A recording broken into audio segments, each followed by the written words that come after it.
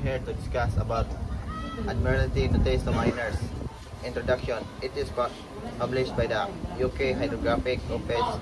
It provides guidelines regarding correction of charts and various publication.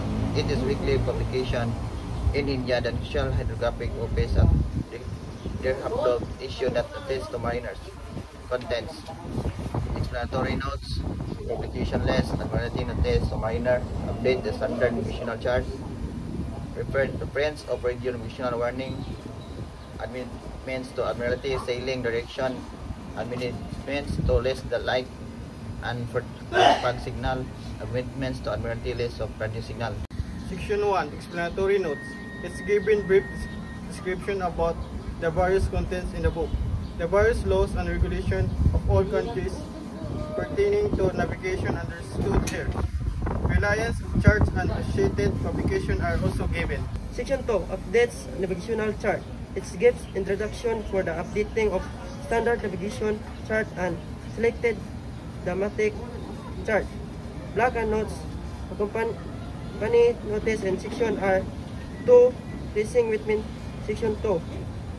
Temporary and preliminary notice are printed on one side of the paper. They may be cut up file. Information from this notice is not including on chart before issue. Chart should be updated and pencil on receipt. Section 2 ang mga list sa pag-update sa chart. Section 3, reference of radio navigational warnings. Serial numbers of all livery and one message in force. Reference of message issued during the week. Message pertaining to other liveries. Hydroland, Hydropack along with selected important message for these areas are listed. Ang mga summary of the national warnings. Section 4, amendments to sailing direction. Deals with the amendments to sailing direction. Those in the course of the end of the year are referred in the annual summary of the notice to mariners. A list of amendment in force published in Section 4 of a weekly edition for the last weekly in each month. Recommends amendments are kept in file with latest list amendments in force on top.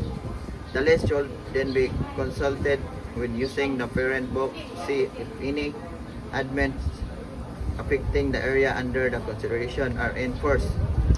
Section 4 is correction sa Admiralty sailing direction. This is also need to update. Section 5, amendments to Admiralty lights and fog signals.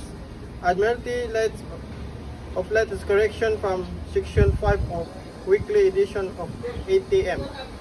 When a light is affected by notice, its light list number is quoted. Enter entire entry for each light and amended which be printed, including minor changes, and its asterisk will donate which column contains and significant amendments. The range of light and normally the normal range, except when the responsible authority quotes luminous and geographic range. So ang Section 5 contains to Admiralty list of light and fog signals nga need to update. Section 6, reference of radio navigational warning.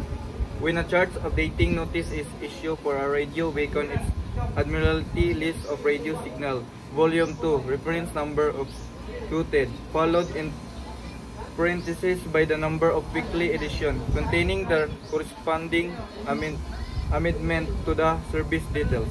Section 6, correction to Admiralty list of radio signal. Hydrographic note.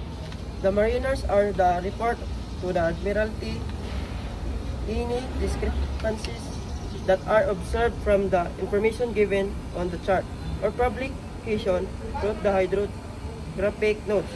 For example, if a depth is observed to be different from the one of the chart, then it must be reported.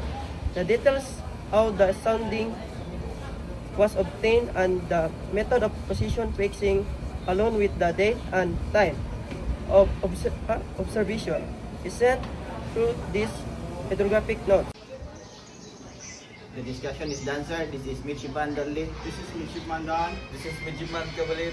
This is Midshipman Nalia.